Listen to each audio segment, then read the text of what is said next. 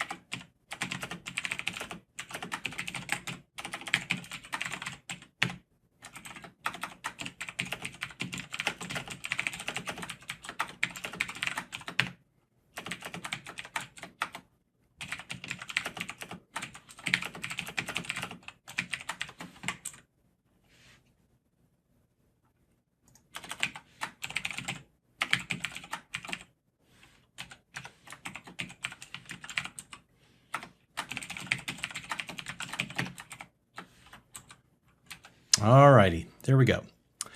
So I think probably most of this would make sense as you look at it on my screen. The one thing that might look new to you is the if statement that we have here in lines 10 and the end if in line 12. And notice that there's this level of indentation then creating essentially a code block in between the if and end if statements. All right.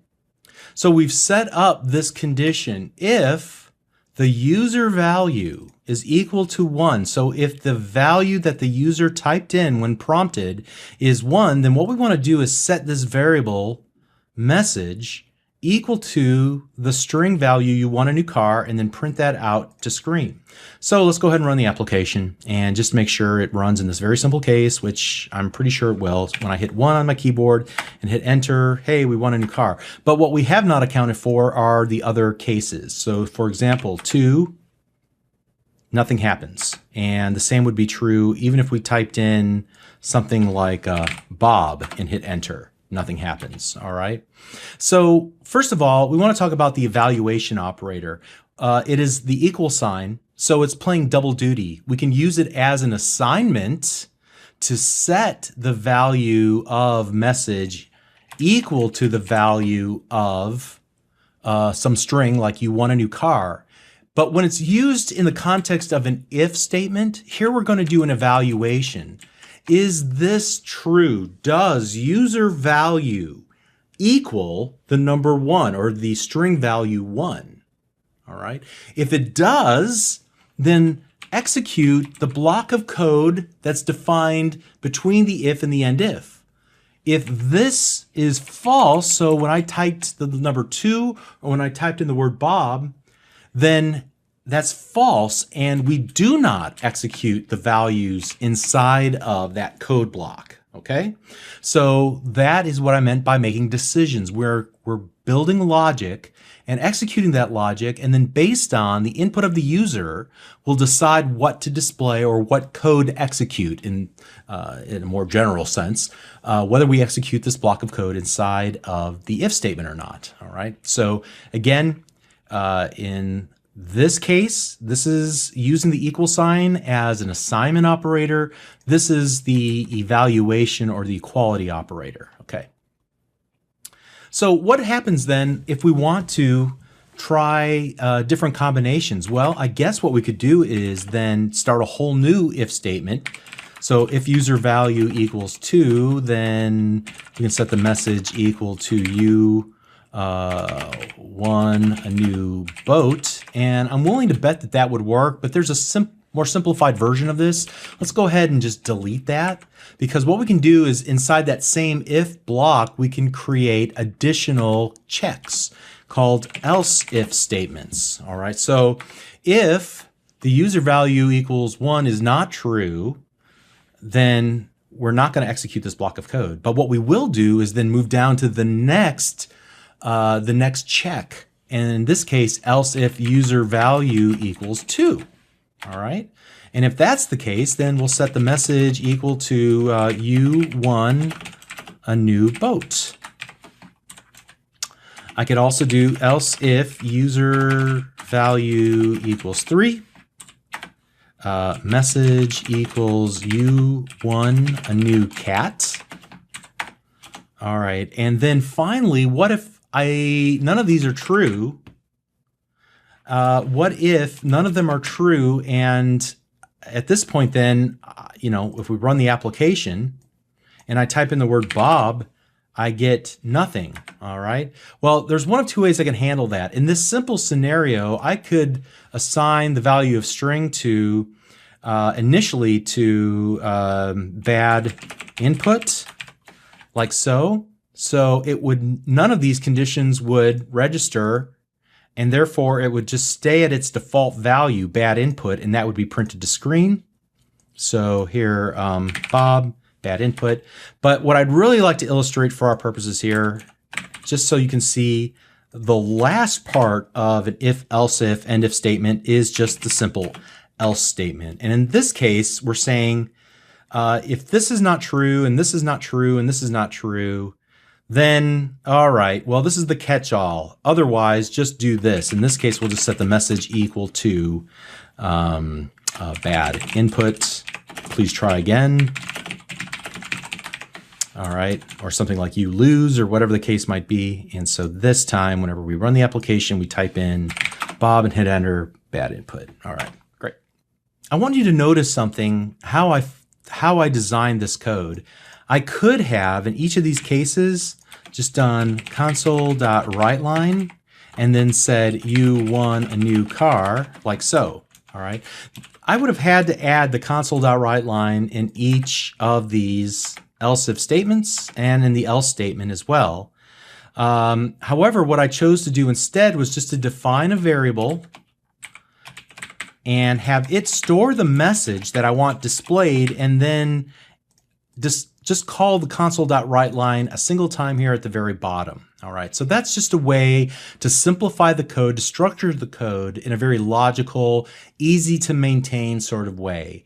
If I wanted to change how this message is displayed, I might have to change it in several different places. So for example, I might want to change, whoops, let's do this,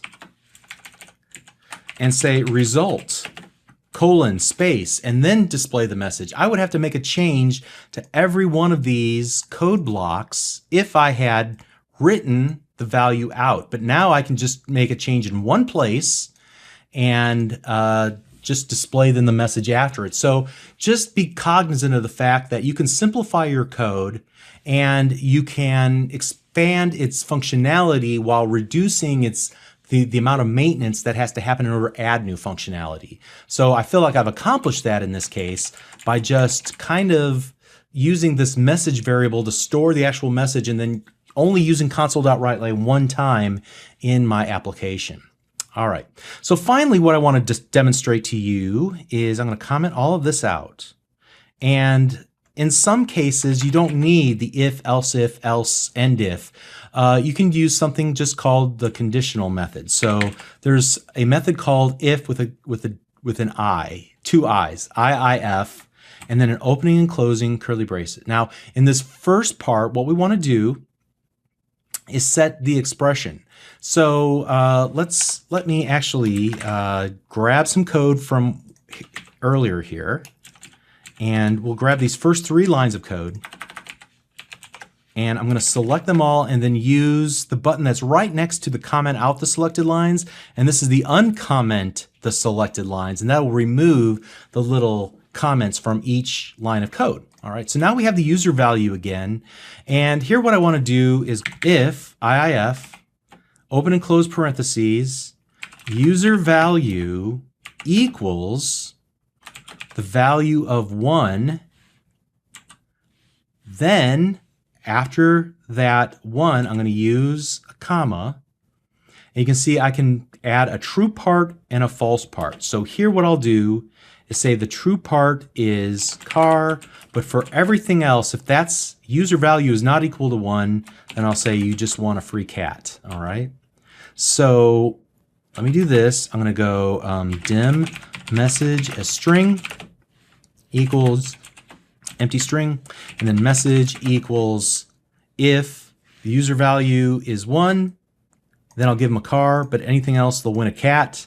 And then we'll do console.writeLine, the message, and then finally console.readLine to stop the execution. And now let's run the application. And I'm going to type in the number 1. Great. And then I'm going to type in the value Bob. And I want a cat. I guess I need to improve this just a little bit and do this. U1A, and there's the message. And I might even just add an ampersand, and then I'm going to put a period to make the end of the sentence like that. Okay? Oh, I have a better idea. Let's fix this.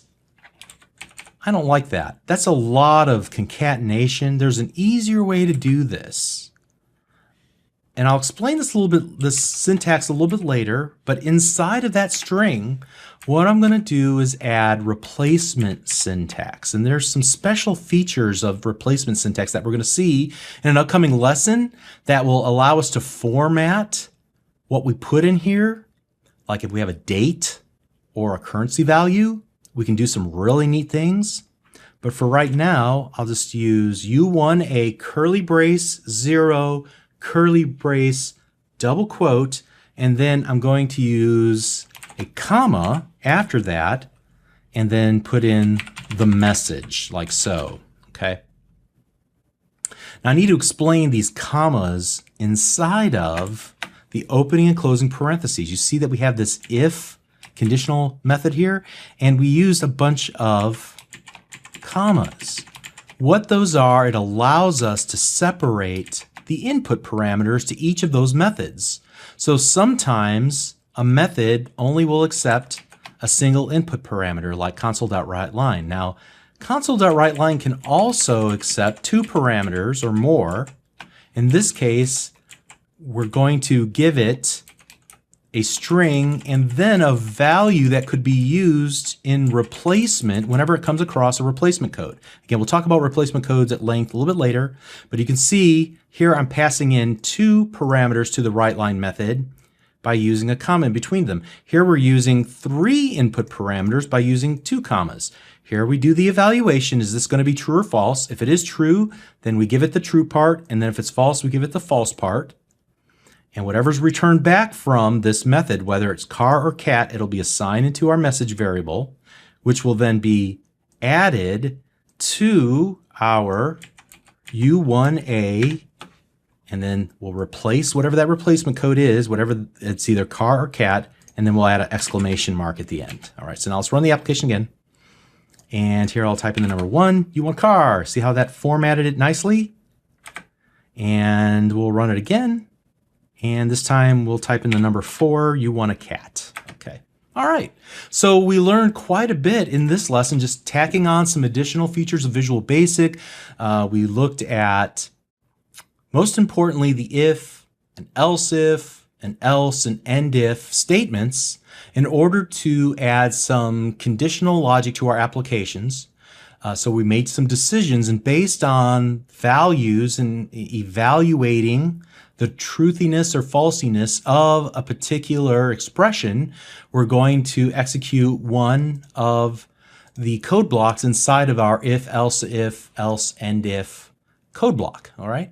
We also looked at this magical IIF method, which allows us to, again, evaluate true or false, and then return either a true or a false value that we can then like assign to a variable in this case. Then we also talked about how to add multiple items into input parameters using commas to separate each of the values in the input parameter. And then finally, we talked about this replacement syntax with curly braces and with the number 0 inside of it, and how we're able to replace a part of the string that we're giving to WriteLine by using the replacement code and then passing it the value we want to be stuck into that template, okay, for display. All right, so you're doing great. We're learning a lot, and let's continue on. We're going to keep adding on the complexity and make our applications more and more interesting. See you in the next video.